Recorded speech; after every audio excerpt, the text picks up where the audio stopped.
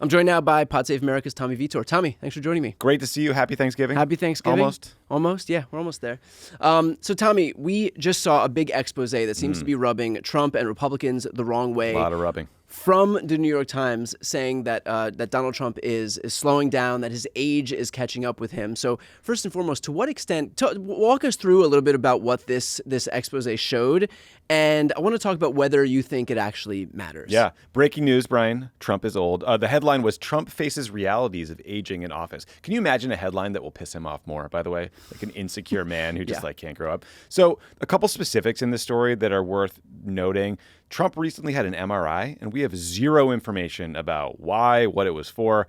When asked about it by reporters, he said, "I have no idea what they analyzed, but whatever they analyzed it well, and they said that I had as good a result as they've ever seen." So does that seem credible to you? I'm convinced. I'm persuaded. No further questions here on the defense rests. They did an analysis of his schedule. Basically, he starts at noon and he ends at 5, which doesn't seem like a full work day to me. It's giving Sleepy Joe. It's giving very Sleepy Joe, Sleepy Don. Trump's total number of events has decreased by nearly 40% from 2017. That's a lot. And then he's got the weird thing on his hand that we don't know what it is.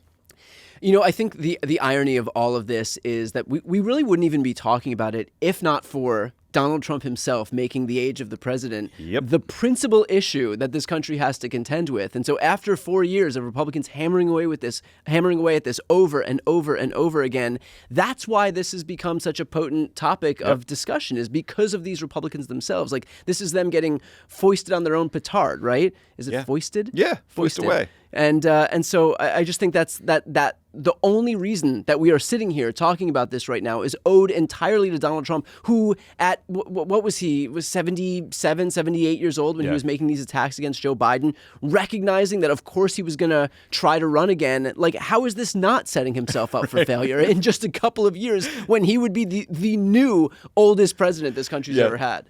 Donald, you know you're going to age, right? Comes from us. Yeah, not a long-term thinker, as we learned. Although Joe Biden has a chance to do a really funny tweet here. If you tweet out the article, maybe a link to some Depends, like welcome to the club, Donnie, we all age. It would be very funny to kind of wrap your arms around him. Look, I do think, I don't think most voters think Trump is old in the way they thought Biden was old, just because Biden's decline was so visible. There was a lot of shuffling and there's communications issues.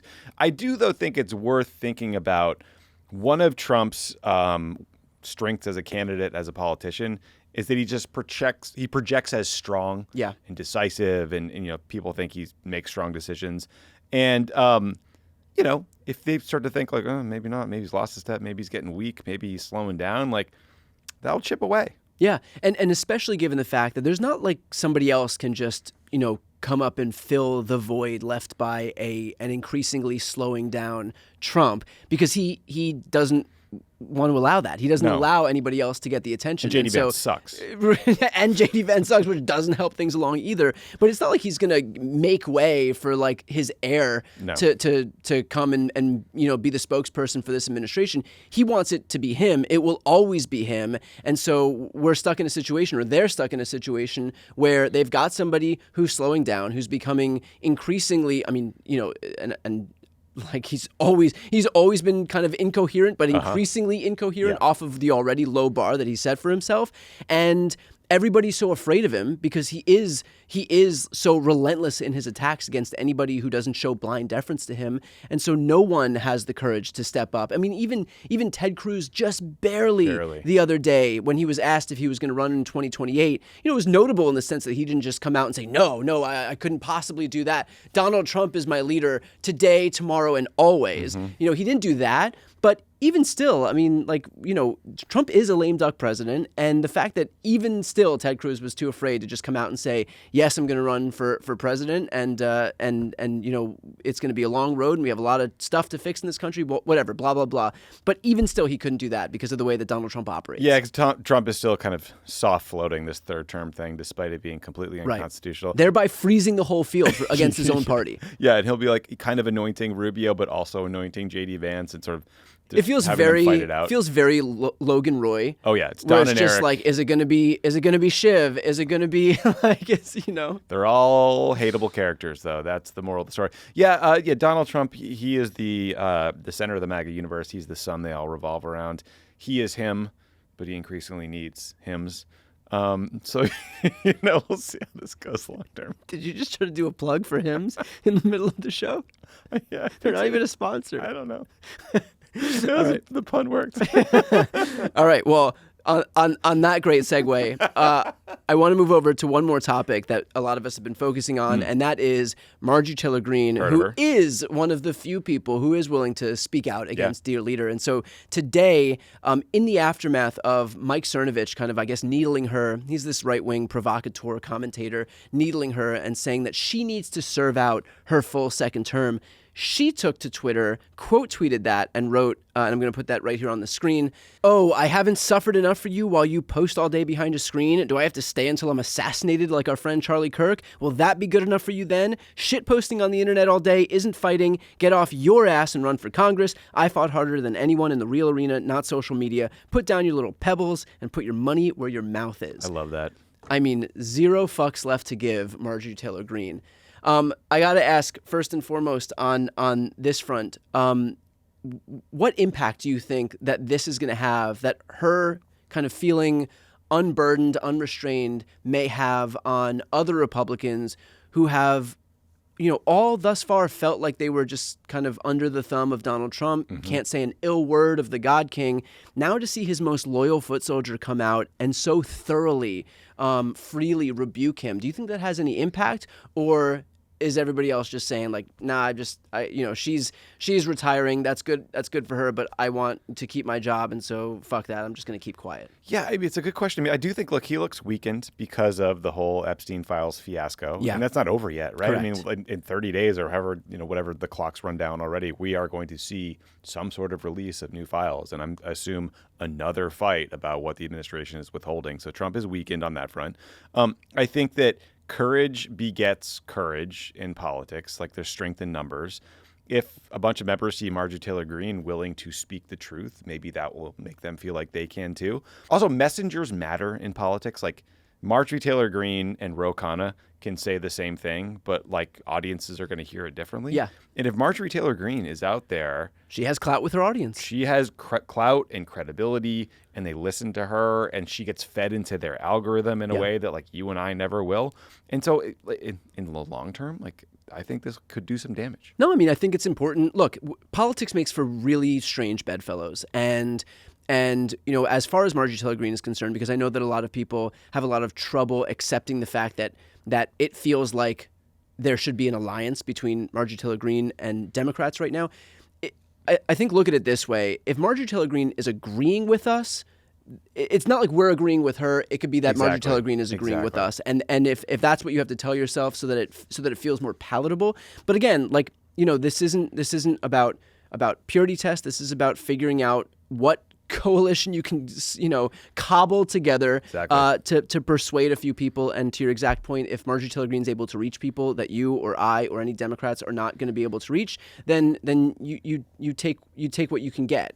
But you're right. I think her coming out and saying that this is an administration that's not focused on affordability, this is an administration that is not fulfilling its promises, this is an administration that's tried to suppress the Epstein files, that's going to at least give some insight to an audience that's otherwise kind of protected, insulated from all of this stuff. I mean, you and I have spoken at length about the extent to which Fox and right-wing media are this hermetically sealed bubble around the people that consume that kind of stuff. And often, I mean, it's like a joke at this point, but oftentimes when some major news is breaking, like the Epstein files getting voted on in Congress, in the House or the Senate, it'll be like CNN, MSNBC, NBC, ABC, all talking about the Epstein files getting voted on to release, and then Fox News will be like, here's how to, brine your turkey for the holidays. Exactly. Like special report.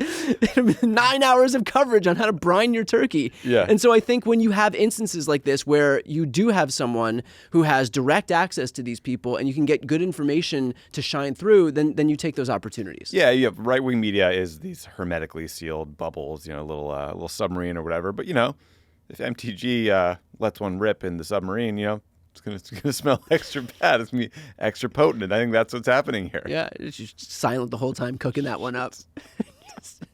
Silent but deadly. Marjorie Taylor Greene. And listen, to your point earlier, like, you can say that you liked what Marjorie Taylor Greene said about X without endorsing what she said about Y. Right. Like, we're all adults here. Politics is a game of addition, not subtraction. Look at what Ro Khanna and Thomas Massie did. They built a coalition around the release of the Epstein files, and they created a process that has been more damaging to Donald Trump than maybe anything else Congress has done. So I think that's a model we should all try to follow. And you're so right there, to the point where Trump even tried to reduce this to just a D versus R thing. Like, he tried to make it like, oh, the Epstein files are about Bill Clinton and Larry Summers and Reid Hoffman and J.P. Morgan Chase, that very Democratic bank. Classic bankers. Classic Democrat bank. And thinking that politics for everybody else works the same way as politics for him, which is to say, if you have somebody in the Republican Party, all of his cult members will jump to his aid. Mm-hmm. And so he thinks that if he can just invoke Bill Clinton's name, then all of the Democrats will just jump to Bill Clinton's aid. And like, Democrats are like, if Bill Clinton did something wrong, fuck Bill Clinton. If any of these people did something wrong, fuck those people.